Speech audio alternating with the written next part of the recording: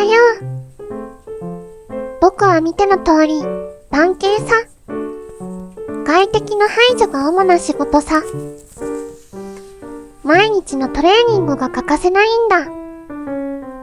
早朝のロードワーク、お散歩だね。発声練習、裏声やめて。柔軟を念入りにして、昼寝か。スパーリング。じゃれてるだけ。その後は瞑想をしながら警備。寝てるだけ。長時間の集中力が試される。寝すぎ。夜にも締めのロードワーク。夜の散歩じゃん。